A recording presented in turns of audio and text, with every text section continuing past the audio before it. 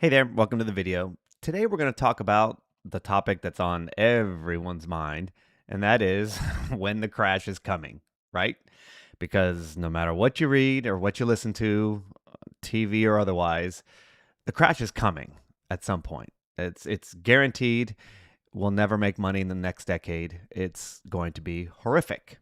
Now, as I make this video, as I speak to you now, the market has been way up when SpaceX came out. Then it kind of leveled off that day and then ended up positive. It's been way down before that because of scares of inflation and a lot of jobs added.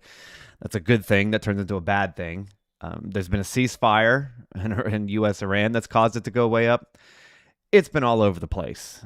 But the bottom line is it's way, way, way above the 200-day simple moving average, which means we're way overbought. But there's more to it than that than just looking at a chart.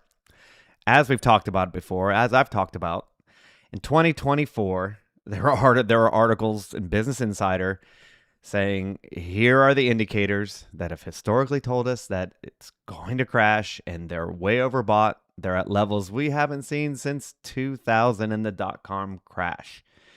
The article also went on, and an expert, these are market experts, 30 years of experience, is saying in the next 10 to 12 years, we're going to see negative returns, right? That means you can average negative 5% for the next 10 years. It sounds great. And of course, that was 2024, early 2024, that those articles came out. And since 2024, of course, the SPY has been up 45%. So almost a 50% gain since the article said we're never going to make any money. And back in 2024, just 2 years ago now, it said the crash was imminent. It's coming. It's coming tomorrow. It's coming 5 minutes from now. Now, fast forward 2 years later, and the metrics still say we're historically overbought. Worse than before. And honestly, there's no way around it. A very, very bad correction is coming. Okay. So, what are we going to do about it?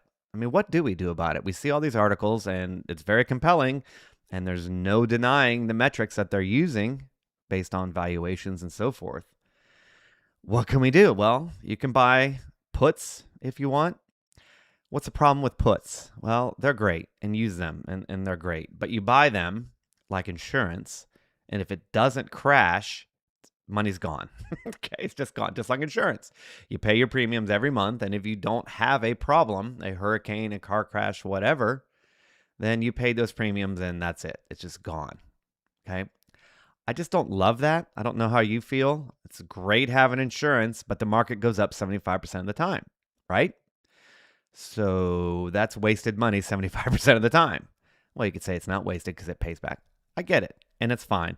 Do that. You can do inverse ETFs.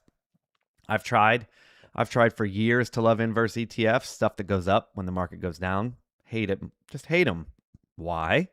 Because the market goes up 75% of the time. So it's a down, down, down chart for really no reason. What I like, well, there's a reason, but you know what I mean? It just feels like wasted money. What I like are things that tend to work when the market goes down. So I can stay long, keep the assets invested, borrow against those or receive dividends or just watch it go up. I'd rather stay and keep adding money than try to get tricky. Just me. You can do whatever it is you like. So what do we do again? Back to the question at the top. What do we do about a crash? Well, use a methodology, right? I've been studying trading since 2004. Use a methodology that is the best with hundreds of years of research, which is basically trend following. But this is a little different. Instead of just buying something that goes up, right? What has gone up will probably go up in the future, right? What goes up keeps going up. That, as I said, is the best predictor of what's going to work in the future. Of course, past performance do not equate to future results, and this is not financial advice. But what I want to talk about in this video, though, is not only what goes up keeps going up, but the things that have historically done well during crashes. It's reasonable to assume that they will do well again in the next crash. And that's just common sense. You see the parallel there? What goes up will probably tend to go up. what does well in crashes will tend to do well in crashes going forward. That's just common sense. And it seems like we should be more tricky than that, but the years keep rolling by and the data keeps mounting up, and I keep not being able to find anything better than this. Okay. Well, 2008, of course, was the worst crash of our lifetimes. And if you were born after 2008, then maybe you've heard about it. It was horrible. Lived through it, didn't trade through it, didn't have a good plan in 2008. I was into Forex at the time, which is a totally different animal. Didn't have it, didn't trade it, didn't lose it, but didn't have a plan, right? Just did not have a plan. Here's the problem, though. We could go back and say, okay, well, what worked in 2008? And that is fine. However, this is a totally different crisis. This is a totally different crash potentially upcoming. There is no housing crisis. The circumstances are entirely different, which means what? I would much rather go back and look at the most recent bear market because that's closer to what things are like now. Again, no housing, but there are many, many other things that have happened since 2020. So here's what I'm thinking. Agree or disagree. Let's go back to 2022, which is a bad bear market. Not the worst, but a bad one. It lasted a long time. Pretty deep one. Let's go back to what happened in 2022 and see what worked. Okay. So what held up in 2022? I wonder. Merck, AbbVie, Coca-Cola. This is the portfolio that we've mentioned before, and I'm tracking all the time. Equal weights, right? We don't know which one's going to do best, so we'll just keep it even. Does it make sense that they might do well? Well, Merck, right? Healthcare in crashes does well. AbbVie, kind of the same thing. Is there overlap there? Maybe, and that's fine. Choose something else. Coca-Cola, will people still buy Coke products and all the other things that they have? Yeah, probably, right? All of these should survive a crash, you would think. Did it, though? Here's 2022. From January to December 2022, this little thing went from 10,000 to 12,800. So 28%. It's just 1 year, so the CAGR is 28%. How'd the market do? Negative 18. I mean, that is way different, right? 28, 38, 46% difference. You look at the Sharpe ratios and the Sortino ratio and the risk-adjusted metrics, and it's not even close.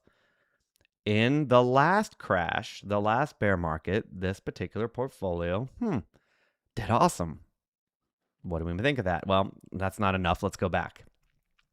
So let's go back to 2013. How did this do? Unbelievable year in 2013. Slightly down. Look, this is 5%. So we're talking about minus 2% maybe. Basically break even, not even. Winner. 2023, which is a bull market, granted, but again, it's less than a 2% down year. Basically break even. Winner, and doing well so far. But here's really what we care about. 2022, there it is. Crash in 2018, did very well. 2020, it was up like everything else after the pandemic scare, or at least the pandemic fall, right? So it's done pretty well, right? 2018 bear market, which nobody remembers, it made money. 2022 bear market made really nice amount of money.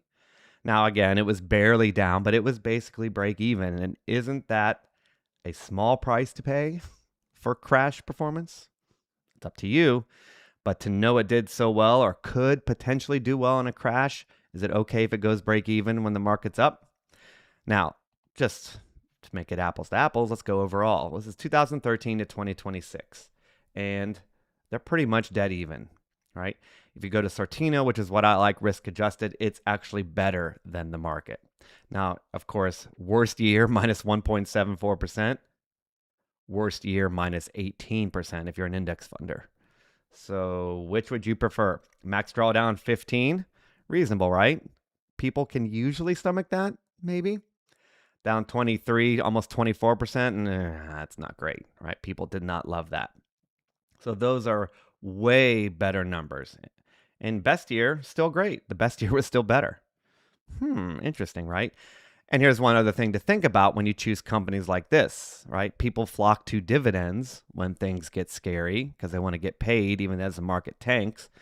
Well, if you reinvest and you rebalance every year like a responsible adult, Look at the income, literally up every year, and you're getting on a hypothetical $10,000 account after several years, over a decade, you're at $1,500 a month, which is on that original 10,000. It's like a 15% yield on cost. That's crazy, right? So it grows and grows and grows. So meanwhile, you've got income growing in the background if you reinvest.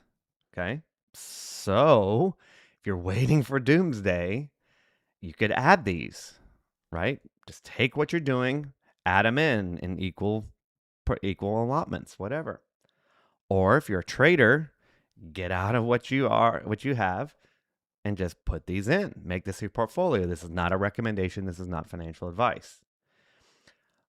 But if we're getting ready for a crash and all the tech, which has started to go crazy again, why would we say, okay, listen, I'm going to get out and I'm going to sacrifice all this potential tech upside, right? I'll just stick with the market, right?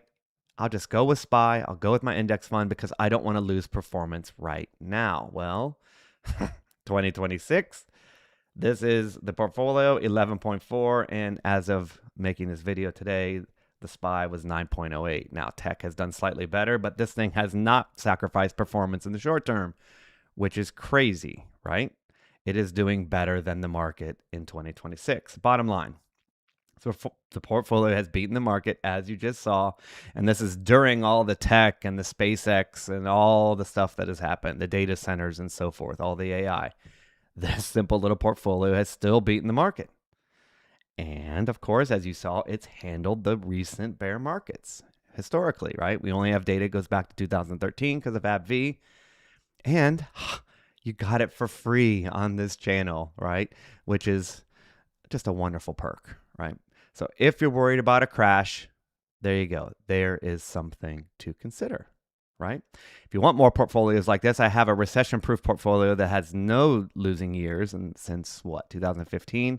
That's for DIP members. So if you're interested in something like that, you can join the dividend income program. You can click the link in the description. Tons of portfolios updated in real time. I keep track of this one too periodically, and we'll do updates on the channel, right? And if any of this is useful, as always, please like and subscribe. I'll be back next week with more. Bye for now.